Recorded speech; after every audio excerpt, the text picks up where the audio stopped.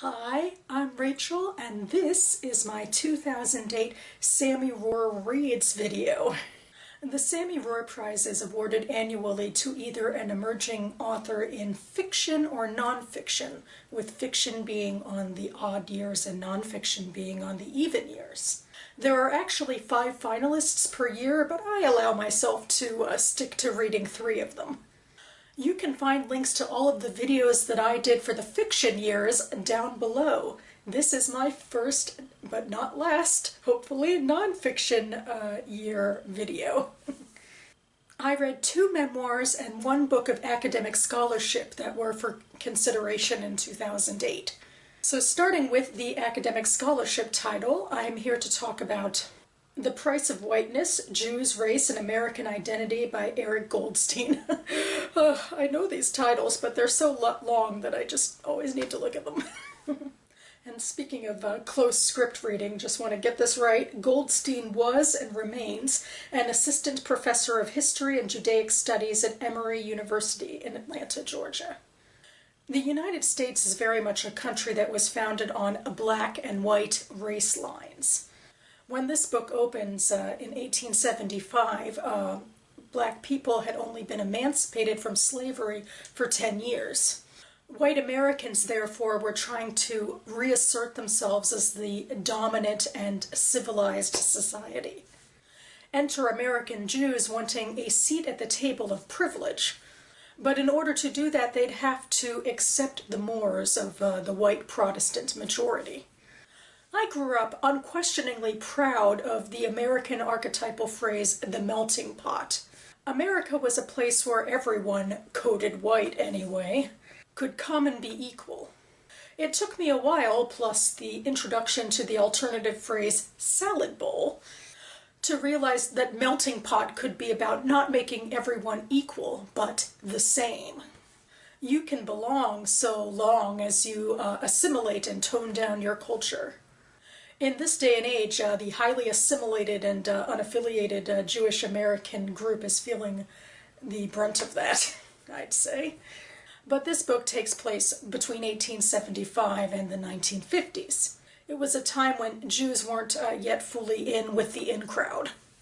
Non-Jewish Americans acted with trepidation as scores of Ashkenazi, Eastern European Jewish refugees flooded in to escape anti-Jewish violence abroad. And Henry Ford and Father Coughlin became popular for their anti-Semitic tirades. There was a lot of push and pull, including pseudoscience about the idea of Jewish race. Non-Jews often associated Jews with industrialization, which they either loved or hated, and then thought of Jews accordingly to that. And Jews as well couldn't come to a distinct agreement about whether they wanted to be known as a race or not. But the central theme of this book seems to revolve around the idea of Jewish ambivalence.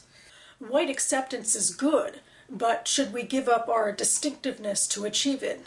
Some, though not many, people focused exclusively on the idea of religion, but race was something that was thought to be much more all-encompassing. The book also details Jewish attitudes toward African Americans. Often, prominent Jews felt sympathy for and empathy for African American subjugation and tried to help them, but equally as often, Jews tried to distance themselves. Close identification with another race doesn't get you into the white club, after all. Some Jewish youth groups even took to minstrel shows and blackface in the early 20th century. Their reasoning was sometimes surprising. They used these pantomimes to express their frustrations with the demand for assimilation, the types of things they didn't think that they could express straight out as Jews. Still a racist way to do it, of course, but the motivations aren't what you might immediately expect. Goldstein goes decade by decade and insists that the narrative for the Jews changes considerably, but honestly I don't see that from what he wrote. I'm sure that a history buff could geek out about the specific details. But in general, the theme throughout was ambivalence, to my mind. The real change to Jewish American identity comes in the epilogue. which is also a big time of change for general American identity, because it's the time in the years after Vietnam, in the years when the civil rights movement and the women's movement are hitting their stride. And suddenly multiculturalism is on the scene. And this is what, in the public mind, replaces the idea of one dominant civilized society or race. But by this time, Jews indeed are largely assimilated into white culture, so the concerns of the community sort of boomerang. In that vein, I kind of wish that Goldstein had scaled back on everything before the epilogue, and then made the epilogue and after the epilogue a bigger part of the story. But overall, this was a very fascinating and informative read about social culture. Next, I'll talk about Houses of Study, A Jewish Woman Among Books by Ilana Bloomberg. Bloomberg was an assistant professor of humanities, culture, and writing at James Madison College at Michigan State University while writing this. She currently teaches courses in literature at Bar-Ilan University in Tel Aviv. Bloomberg grew up in what my mother might refer to as a conservadox household. Her family practiced modern orthodoxy, but she attended some egalitarian conservative schools as long as there were those options available. This memoir broadly documents her experiences in various religious schools, as well as her experience studying literature in college and grad school. As a woman, her study of the Jewish texts is something that ultimately would be restricted, and this is something that she rails against. Particularly in the first part of her memoir, which she wrote much earlier than the rest of it. She wrote it during her gap year between high school and college, when she was studying at a girls' yeshiva in Jerusalem. And she was documenting the thoughts and opinions and experiences of her and her female classmates. These experiences are largely internal and existential. There's not a lot of conflict in the book otherwise. Indeed, I found this book to be a little too esoteric and unmoored. The narrative certainly flitted between the past and the present all the time. Bloomberg is grappling with a lot.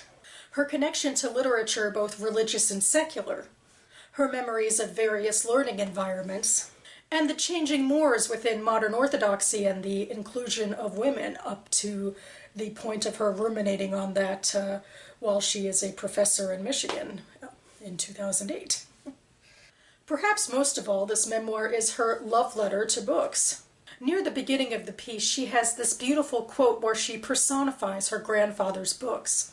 These books were not for show, and they did not have particularly colorful or interesting spines. Almost all were bound in black tape, with the titles chalked in white in my grandfather's hand. My grandfather's volumes moved from place to place. I understood that they were not books you read to consume or finish, but books with which you had a private life. Books that traveled miraculously across oceans, kept you company when you were out of place, when your heart was out of rhythm. I found that to be very evocative and moving, but overall her writing was a bit of a complication. There's some beautiful and lush writing about what it feels like to be connected to this world of letters, or these worlds of letters. It's not a book for beginners, whether it comes to Hebrew and Jewish study or the study of Victorian novelists. And that might be a turnoff for some. But its greatest flaw for me personally was the lack of the tangible. Characters and places came and went, but they didn't linger long enough in the story to give an impression. Although I appreciate the concept of an unconventional memoir, sometimes I need something a little more grounded in order to attain a fuller sense of transcendence in reading. So on that note, I'll end with my favorite of the three books and the winner of the 2008 prize, The Man in the White Sharkskin Suit, My Family's Exodus from Old Cairo to the New World by Lucette Lagnato. It is perhaps fitting that I read a memoir about a modern Jewish exodus from Egypt right before the start of Passover. Lucette Lagnato's family was forced out of the country in the 1960s, and they had to sign paperwork promising that they would never return. She now lives in the States, where she is a reporter for the Wall Street Journal. The writing is very flowery, which is perhaps fitting for a journalist. I know from my own experience in journalism environments that a lot of them have dreams of doing more creative writing. Under her pen, the cosmopolitan atmosphere of early 20th century Cairo comes alive with all of its night gambling and dance halls and elegant cafes. From this atmosphere springs Lagonda's father, the captain, and the titular man in the white sharkskin suit. He conducts business on the boulevards and stays out all night to enjoy the city life and the pretty girls. One day he's charmed by the decorum of Lagonda's mother, who is 20 years his junior, and sets out to court her. As their marriage begins, the cosmopolitan era in Egypt starts to end. The 1952 revolution forces out the king and his entourage, and anyone with papers from Britain or France, and then ultimately the Jews. Lagonda can make anything into a character, from her home in Cairo on Malaka Nazli Street to the neighborhoods in Bensonhurst, Brooklyn, where her family ultimately settles in America. The sense of pathos marinates on the page, where the Lagondos go from consorting with kings, literally in her father's sense, to clashing with Western welfare workers. Lagonda also adds texture to her narrative by chronicling the ailments that afflict both her and her father. Lagonda's own treatments range from applying holy water at the synagogue associated with medieval Egyptian Jewish scholar Maimonides, to years of amorphous consultations with a specific doctor at a cancer institute in New York. Her ultimate scientific diagnosis was Hodgkin's disease, though she ultimately went into remission. Indeed, I'd say the biggest selling point of this memoir is that it read like a novel with a fully realized world. What gave me the most pause was that Lagonda herself seemed like she could sometimes be an unreliable narrator. I mean that she's not an unbiased observer in her own life. There were times when she talked about her family's clashes with American culture, or her sister's rebellion with their father. That sort of lent itself to sweeping pronouncements. But seeing as this is a highly personal story, that sort of voice also fits. All of this richness means that Lagonda could probe many themes. From the complex relationship between colonialism, cosmopolitanism, and Jews, to refugee statuses in the West in the mid-20th century, to the beliefs and practices of Sephardic and specifically Egyptian Jews. The memoir mostly sticks to Lagonda's formative years in the 1960s and 1970s.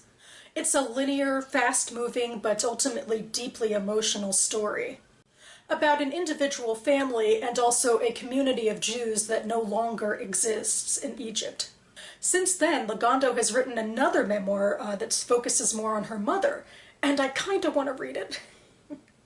There's so much to read.